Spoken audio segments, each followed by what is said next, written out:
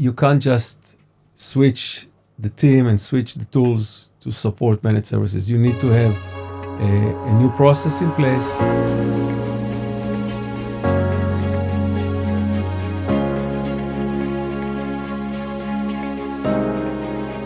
Raphael, hello. It's so nice to have you back here for yet another episode. So, I feel like everywhere you look right now, VARs are being told they need to become MSPs. That's basically the message at every conference, at every panel, and on paper, it sounds great. Stronger customer relationships, better valuations. But when you actually talk to companies that made the shift, the reality seems a lot messier. So, what are we seeing? So the push towards managed service providers business model is something that started several years ago with the premise that it will strengthen the relationship between the VARs and the end customer and create a different dynamics, right?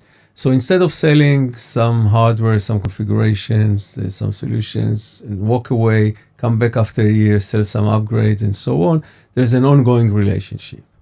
But it changes everything. It starts with the understanding the customer challenges. It goes through the quoting process and, of course, the operational model and the billing model. So everything changes.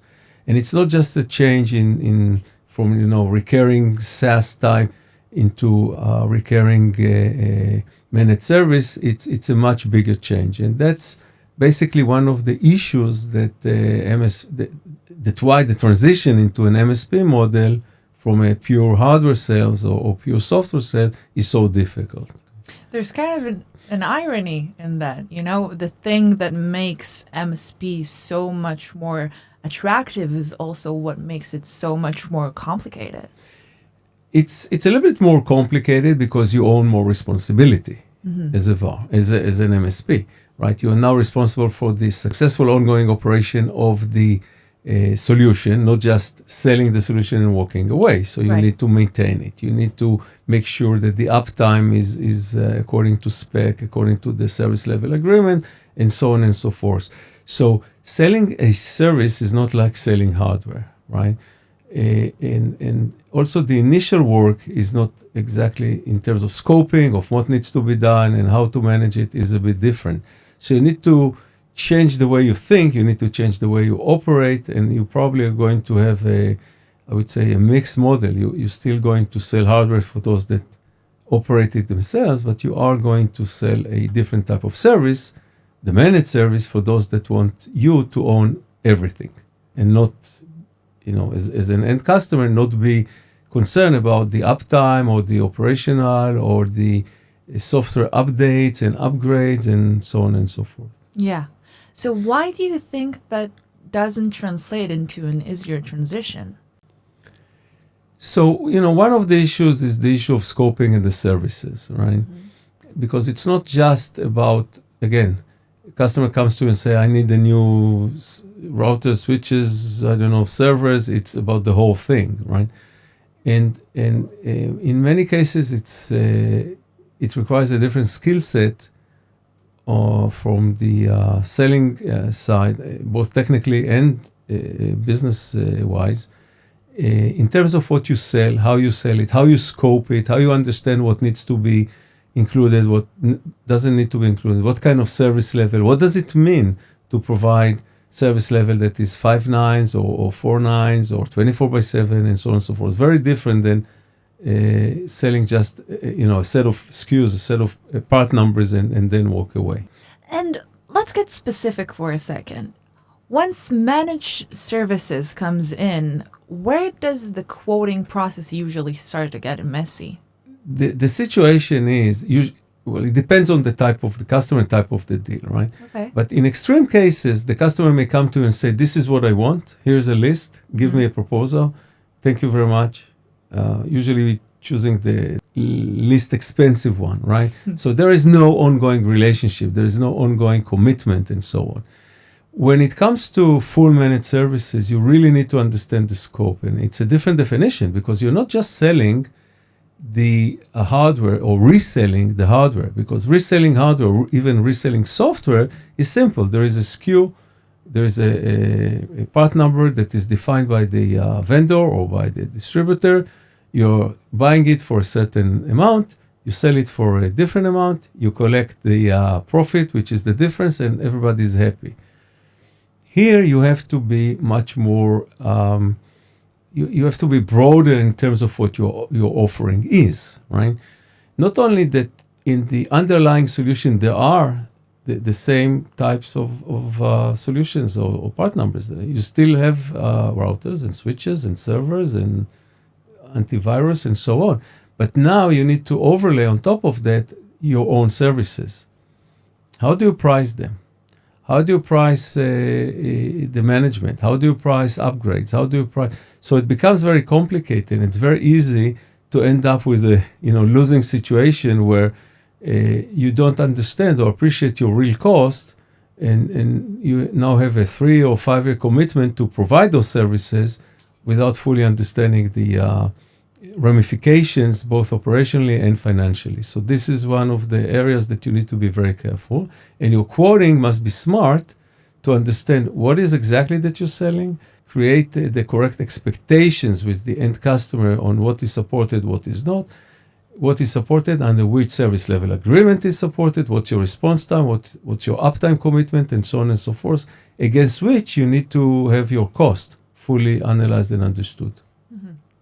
And let's get into specifics. So walk with me through what actually breaks in the quoting process when you add managed services.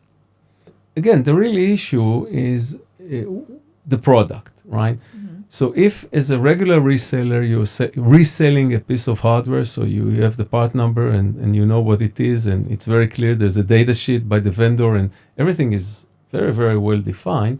When you sell services, you have to have a much better definition of what is the service. You have to have the ability to create kind of a statement of work or a definition of exactly what is included and exactly what is not included, and it has lots of variations, okay? And it becomes messy, easy to make mistakes, easy to forget things, easy to manage or mismanage the expectations with the customer. It becomes a whole different process that is much more complicated in terms of quoting, because what you're offering is not well established as a single SKU. It's a bunch of tens and sometimes hundreds of services or sub-services and actions that are linked to your overall managed scenario or managed service scenario. Right. Okay. And then, well, about only 12 months later, someone finally does the math. And and you may end up in an unpleasant losing money situation as a result. Absolutely, yeah. Right. So it becomes this dark hole that nobody really notices until they do and actually stop and look at it. So what actually changes at the renewal time? So the interesting question is what exactly do you renew and how soon or how often do you renew it, right? So part of the renewal is the renewal of regular maintenance services. Part of the renewal is the renewal of my services. Maybe the scope changed. Maybe the SLA, the service level agreement changed. Maybe the quantity changed, right? I mean, I have more users that I need to manage. Maybe my responsibility as a reseller or as an MSP provider changed. Lots of changes that are well beyond a simple change of, a part number from a vendor such as Cisco or HP. So it became critical that I have a very structured, I should have as a VAR, as an MSP, a very structured definition of what I'm selling and what I'm renewing. Way more complex and way more challenging than ever before. And this is basically the idea of how profits slowly disappearing without anyone noticing. That feels bigger than just a quoting issue. So where does AI actually helps? Excellent question, because one of the things that can be achieved with the help of AI is, the first step is the ability to have a more accurate scoping of what is included. And when you have an accurate scoping, You can also have more structured cost, or your cost structure becomes more, say, transparent to you, and you understand how to allocate your cost, which may be spread across multiple customers. Okay, so that's one area that AI can help. It can also help you more accurately calculate what should be the right price that you should charge in order to make certain margin on the overall deal, because you can analyze the effort, analyze the cost of the hardware, the cost of the human resources, and so on and so forth. Not to mention that you can use AI to help you also run the whole business. Right. Looking at historical data, you can understand the mistakes in order not to repeat them, hopefully, right? Mm-hmm. Again, with the help of UI. When you do the renewal, again, you can look at what was the actual investment or resource spent on each of the different activities that is part of the managed service, and understand whether you are profitable or not, and make appropriate changes. So it's all about being able to collect the data, then analyze it, and then have a learning loop that will feed back into the institutional knowledge of the reseller providing those type of services. Yeah. So why do you think that some VARs make this transition work while others kind of get stuck halfway? I think the main challenge is understanding that you can't just switch the team and switch the tools to support managed services. You need to have a new process in place. You need to have a new discovery process. You need to have a new quoting process. You need to have a new operational model. And do not assume that the same tools will deliver the same results. They will not, okay? And once you understand that, and you redefine the processes, and you redefine the tools, and you allow yourself to have a more guided selling kind of solutions for your services, whether they're one-time or ongoing, recurring managed services. Once you understand that your catalog needs to be more sophisticated, because it's no longer just a catalog of simple services. It must define exactly what's included, what's not included, and so on and so forth.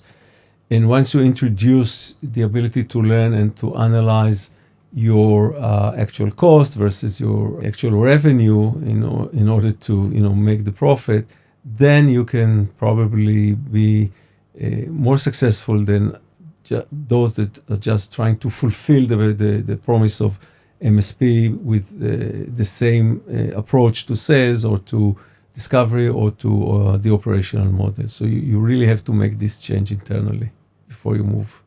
Yeah, the opportunity is definitely out there. It's really how they actually do it that makes it hard. Raphael, thank you so much. My pleasure. Thank you.